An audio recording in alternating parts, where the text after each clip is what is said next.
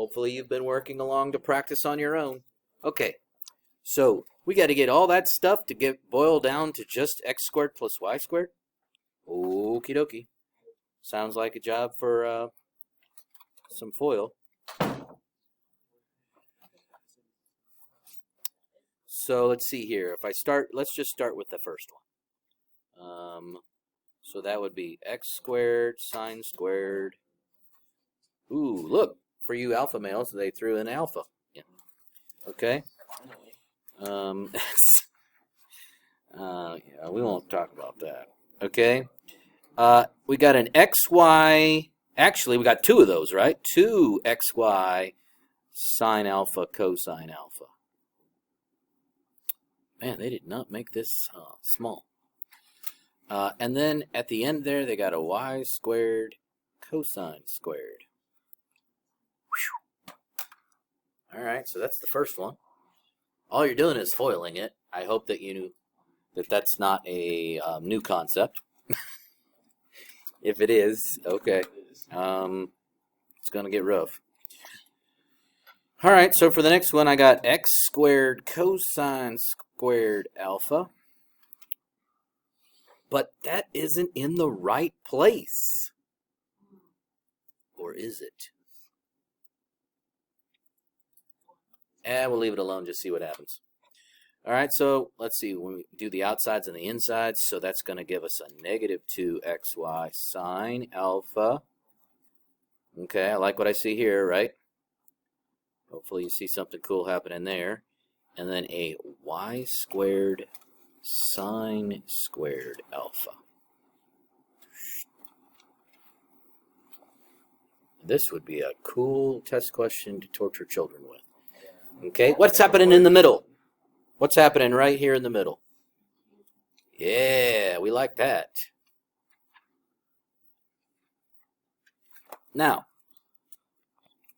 before we go further, we got all that copied down for the moment? No. Yeah, you have to have work, lots of work on these questions.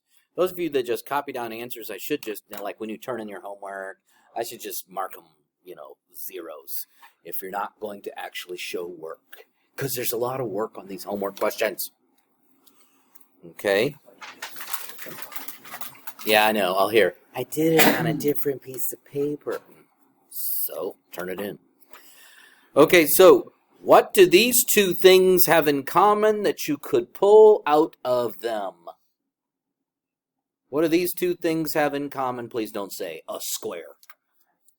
X squared, thank you very much. So if I pulled x squared out of that, what would I be left with? Sine squared alpha plus, I should move that over. That's not enough room for me. Cosine squared alpha. All right, so out of these two at the end, what can we pull out of those two? Let's pull out a y squared. That would leave me with cosine squared alpha plus sine squared alpha. Are you happy people at this point? Yeah. What are you seeing? The Pythagorean identity, right? So we really have x squared times 1 plus y squared times 1, which is so cool because that's equal to x squared plus y squared. Yep. That help? I know it was ugly.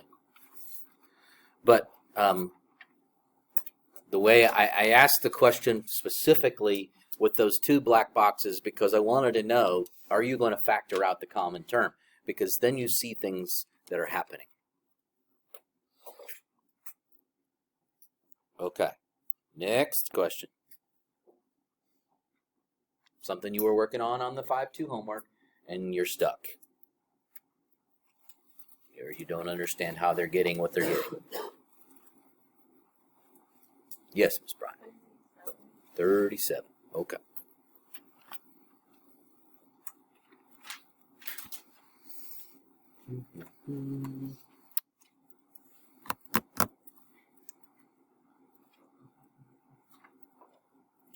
I'm just analyzing what I'm seeing to see if I can see what they want me to do. I'm trying to get clues by looking at the right side to see if it's helping me. I think we got something here. What's the conjugate of the red part? What's the conjugate of the red part? Conjugate. Okay, now, it doesn't say sine squared x plus cosine squared x, so it's not equal to 1. But I want to know what the conjugate of the red part is. Sine x minus cosine x, right? Remember how you change the sign of what's in the middle? So, we're starting off with sine x minus cosine x over sine x plus cosine x. And I want to multiply that by, as you said, the conjugate.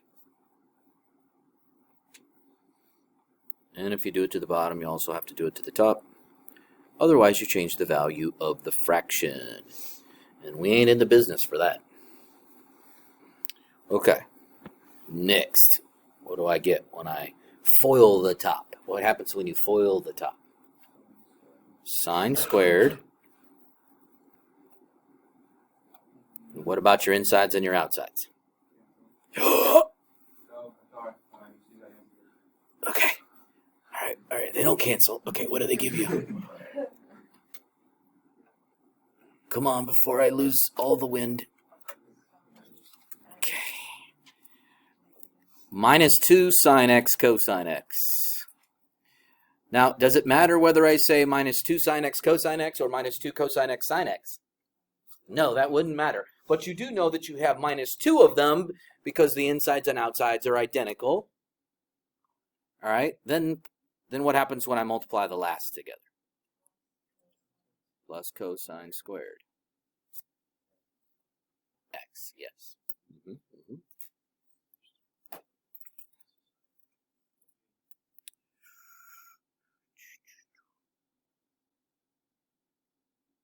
What's the part that I just circled in red? The Pythagorean identity. That stuff's going to disappear, isn't it? Okay, but we'll get to that in a second. All right, so when you start foiling the denominator, what do you get? Come on, start foiling. Sine squared x. Okay. And then what happens to the insides and outsides? What'd you say? Goodbye, or buy as in B-U-Y, like I'm going to buy it. Goodbye. Okay, yes. They are eliminated. They cancel out, right? Because one's positive and one's negative.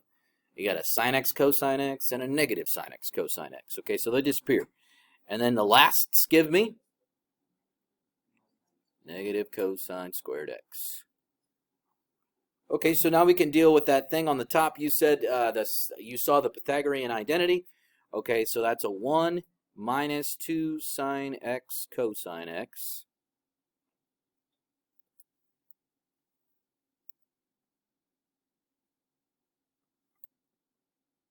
Woo!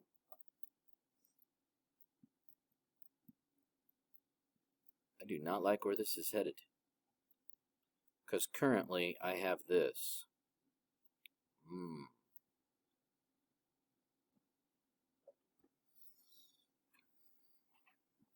I thought that would do the trick. But I'm seeing ugliness.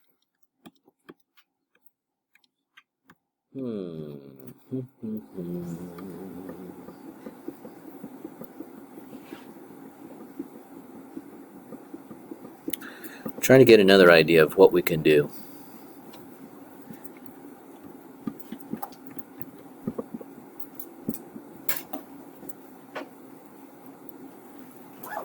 Because as you can see, this is, kind of looks upside down, not really, and isn't helping. I think we need to start over. Whammo. So I hope you understand. I don't pick the most complicated ones for a testing situation. Okay? So let's try again. This definitely stretches our brains.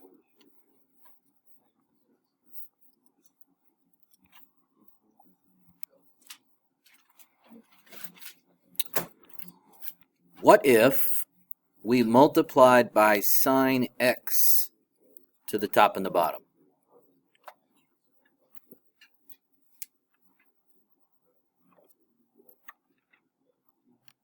Would this help us?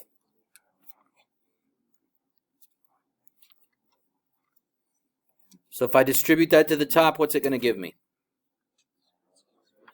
Sine squared x minus cosine x sine x.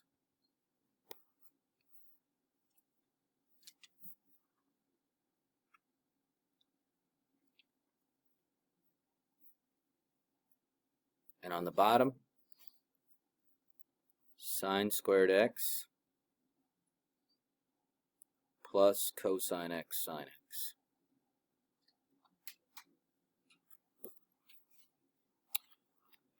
Now what I'm seeing here, what I'm trying to do is I'm looking at this and I'm looking at this. So we could see that it's getting closer, right? It's not quite there. I see that I got a sine squared x here and I got a sine squared x there, so I'm getting closer there. Still not completely happy with this.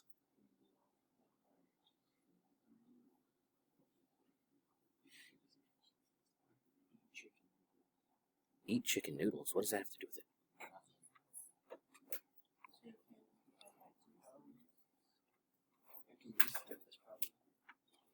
Well, it might be one of those problems where I need to think about it a little bit more and come back to it, because at the moment I'm not seeing a quick way to get there.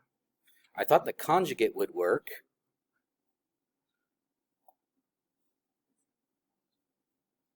Oh, okay. Let me think here. Yeah. Okay. All right. I got it. I can't erase. Hey, that's okay. You just go to a different place. You don't erase. You just start over. Okay, I got it now. I want to say trust me, but so far you probably don't. Okay. The way they have designed this, now this is not a simplifying process. The way they have designed this, they actually want me to multiply the top and bottom by sine x plus cosine x.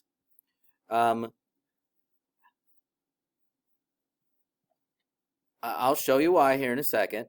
That's a strange concept to me, because it's like they're kind of making it more complicated.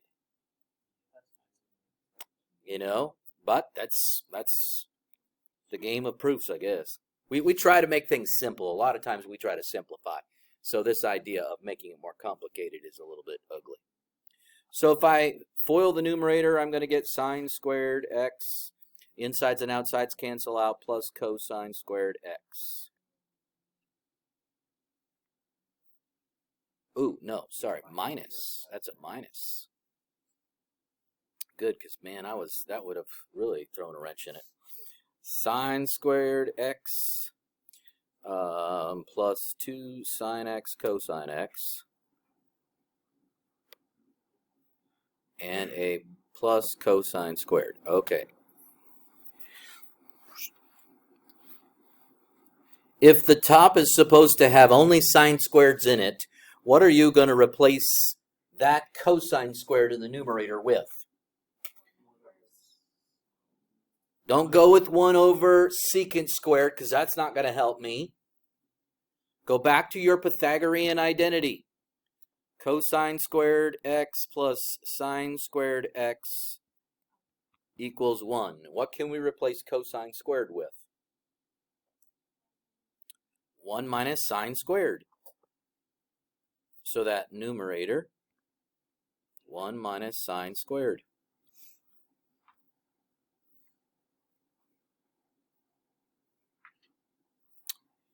So I'm going to circle some stuff in the denominator with blue. What's that? That's the Pythagorean identity. That's a 1, right?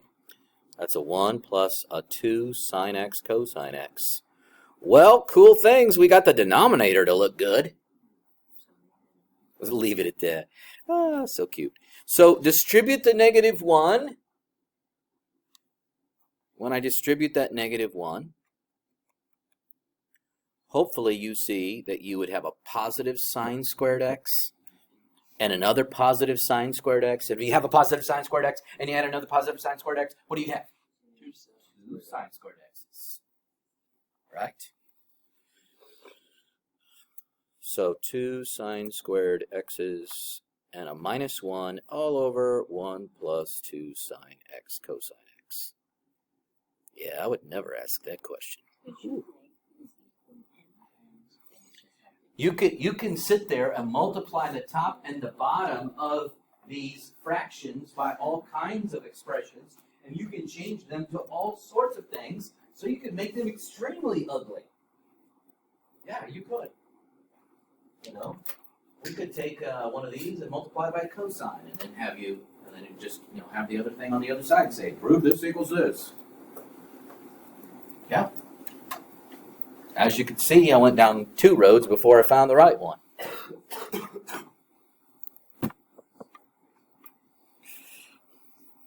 Any other questions that I can actually answer?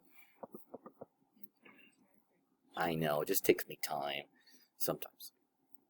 Something else you worked on homework and you were stuck on? Yes. Anything?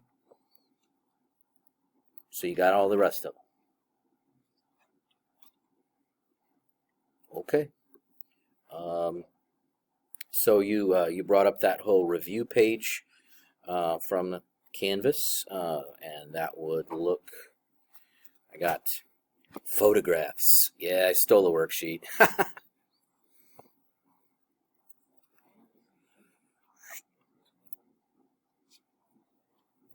We actually did a question like that.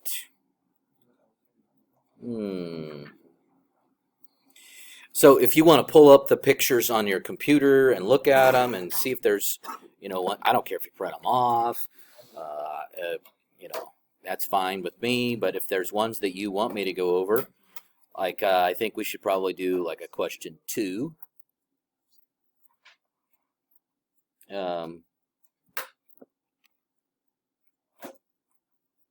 I need to know, is that negative going to come outside or is it going to disappear? You have to think about whether cotangent is an even or an odd function. Can you talk to the people around you, see if you guys can figure out whether you think that negative is going to disappear or if it's going to come out in front?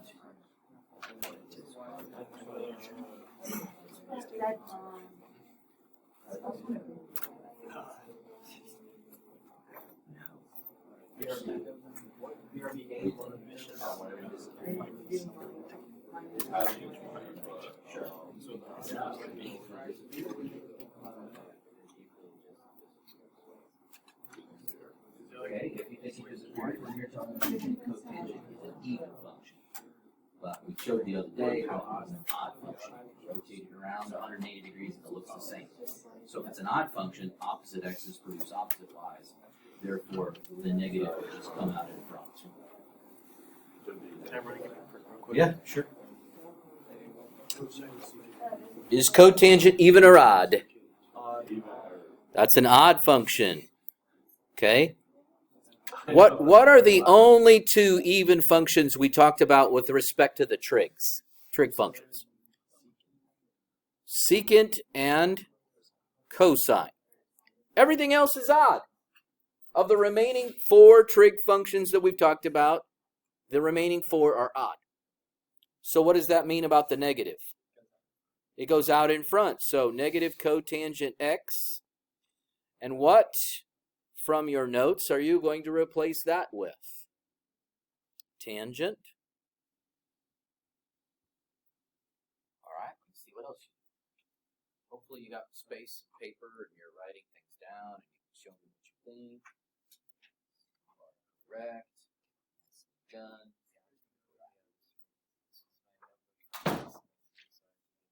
You better. You better. Oh, don't take the pages out.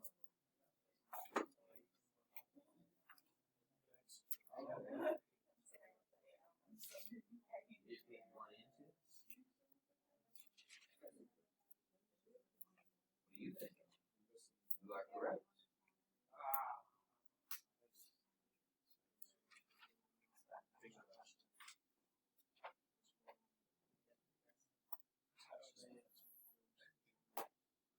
Got the picture. It looks like it's on. I know. Oh, okay.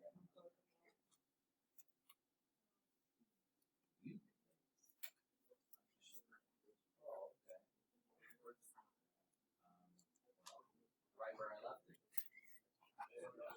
513, 515. I said, let me get it.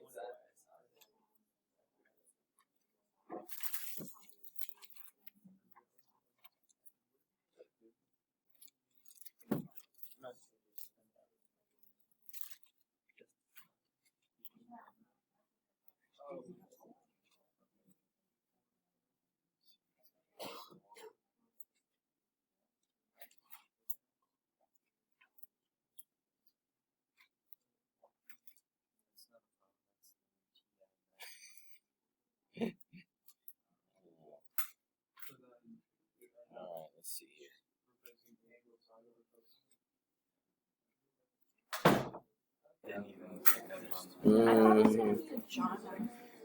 Okay, what did you replace cotangent with? What did you replace cotangent with? -1 over tangent, right?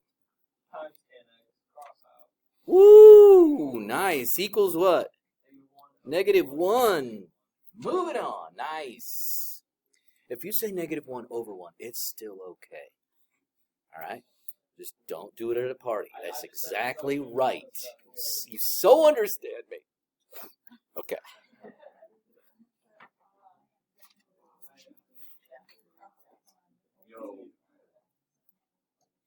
Okay. See anything else from here that you'd like to do? Or work on? Or from the other page as well? 3? Okay. Simplify to either a constant or a basic trig function. Okay. Do we see anything cool here?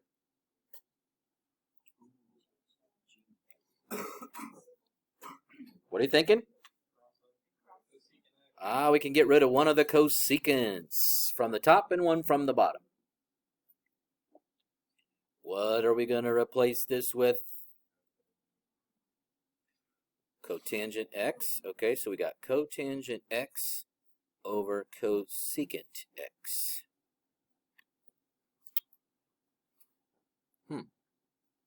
You should start thinking about what you're going to replace those with. Talk to your neighbors.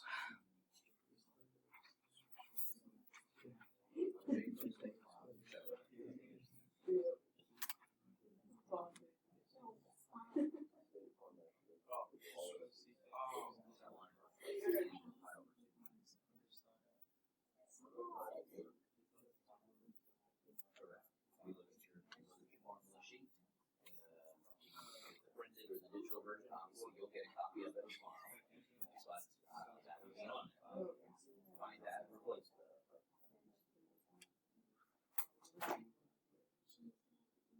So think about what kind of things we could replace cosecant and cotangent with. Something in sines and cosines or something like that. That would be a good place.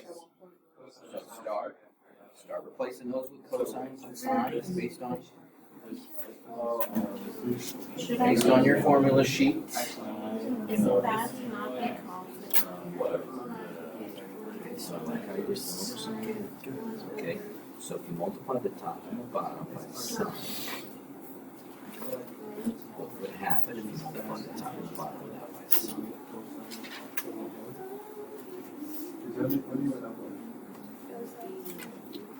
Those cancel out.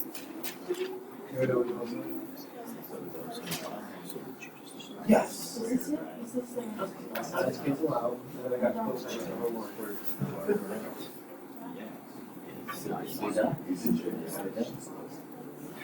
What if you replace these with? You gotta look at your formula sheet. If you don't know right away, then see it.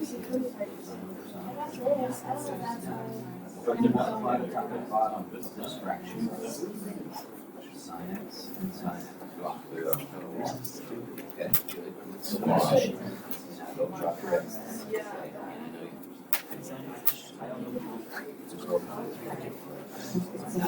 Can we multiply both of these by so that we can get rid of these denominators? Can we multiply the top and bottom by sine x? Okay, so we multiply that by sine x, multiply that by sine x, and we're going to start to see those sine x's disappear. Now, I know that might sound a tad bit confusing, so let me write that down. Cosine x over sine x. Now, some of you are writing it in its vertical format, and if that's okay, if you want to do it that way, and sometimes I like to write it in its horizontal format because some of you think better this way. So when you change it from division to multiplication, what do you do with the second fraction? You flip it. So hopefully you saw this. Now, for those of you that left it in a vertical fashion, so you had 1 over sine x like this, what would you multiply the top and the bottom by? What would you multiply this and this by? So you could have done it this way and saw this happen, but you'd still be left with cosine x, right? I know, somebody's going to be like, cosine x over 1. I gotcha, I understand. 2 cosine x over 2. Oh, man. 2 cosine x over... Whoa, sorry. Didn't mean to offend.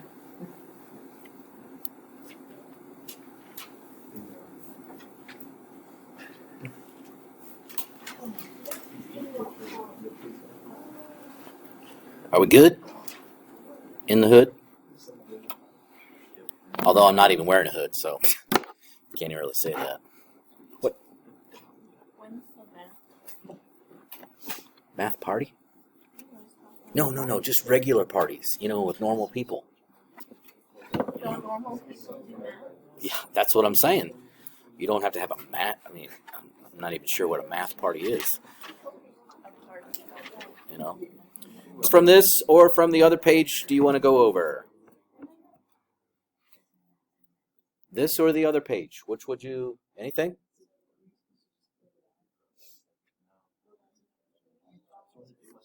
Five?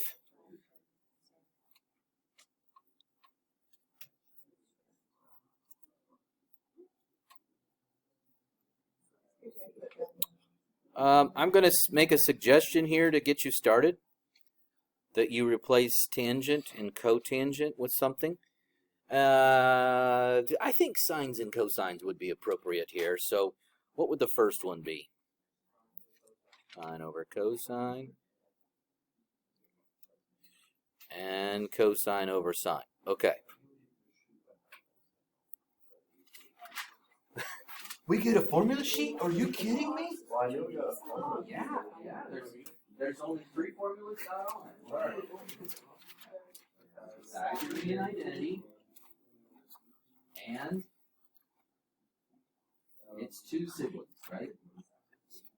Ones that are, involving the tangents and the secants and the cosecants and cotangents. What is that?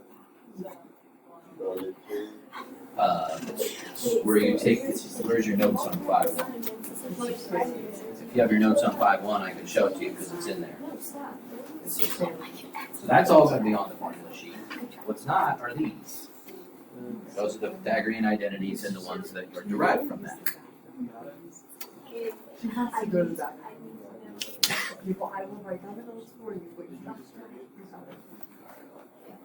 Okay, so she doesn't. Okay, that sounds like code for gotta send a text message or read something. Okay. Yeah, that's what I'm thinking. All right, what do you think we should do? If we distribute the sign, okay, we could do that. Let's see what happens. Let's distribute the sign, all right? So that would be sine squared over cosine x plus what? Come on, think about it. When you take the sine x in front and distribute it to the second fraction, what do you get? Cosine x over 1, folks, right? Because the signs cancel.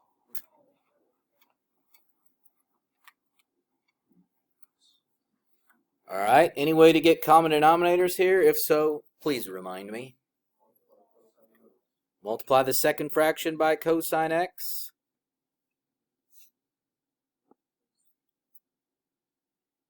Now, I'm not saying this is the only way. We could have found the common denominator first and then distributed the sign after. But you guys suggested I distribute, so okay. All right, so what do we have here? Sine squared x plus, come on, what's cosine times cosine? Cosine squared x all over cosine x. Okay, let me see your answer. You finish the rest of it. Show me what you're going to write down.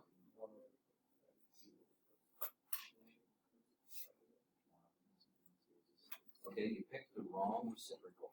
I like what you wrote there, but you just picked the wrong reciprocal. Remember, it has to start with the opposite letter. So cosine starts with a C, you pick the reciprocal. Good.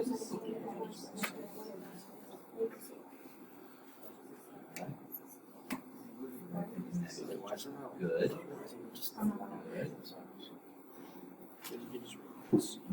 Yeah, that's what I'm talking about. Yes, nicely done.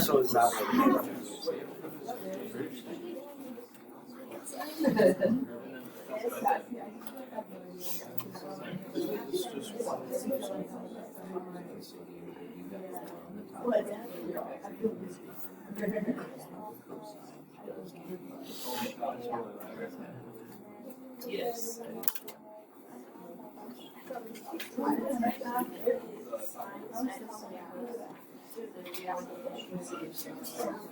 If you would, okay, sine x cosine x, but it's over sine x, so the two sines are canceled.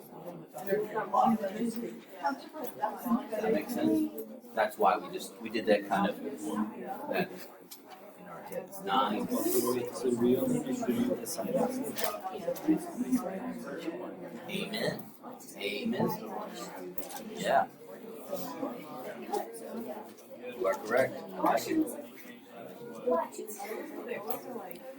Okay, so lots of you are telling me that this is 1 over cosine x. Now, if you leave it 1 over cosine x on the test, you'll lose a point. Because you didn't make the conclusion. What's the conclusion? Secant x. Okay? So lots of you are doing that 1 over cosine, just don't leave it there. And many of you were doing that. Many of you wrote secant x. And I'm very proud of you. Very proud. Now do it tomorrow. Okay? You know, tomorrow's the big dance. We want the big points. Okay? What else? Will you be able to handle, let's say this? Okay? And I'm probably going to say I want the answer from 0 to 2 pi. Okay? That's probably what I would do on a test. Okay, so what are you going to replace this cosine squared with? I'll give you a clue. The clue is on the other side. So what are we going to put in there? 1 minus sine squared, right?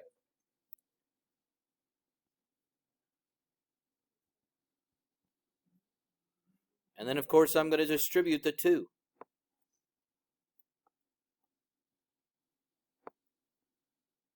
Now what?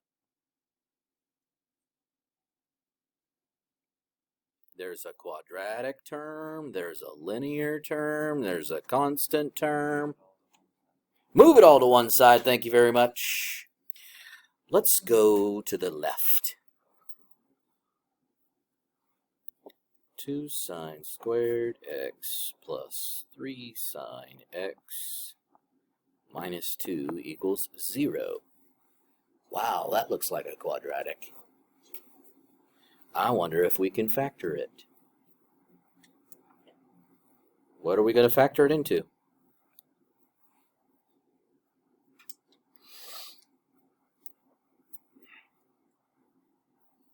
Well, how do you get 2 sine squared? There's not a whole lot of options there. 2 sine x and 1 sine x.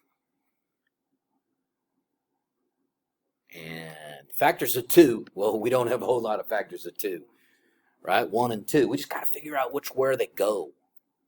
We want a positive 3 in the middle, so I'm guessing we need a positive 2 here and a negative 1 there, so that when we do the insides and the outsides, we end up with a positive 3x. Or sine x, sorry.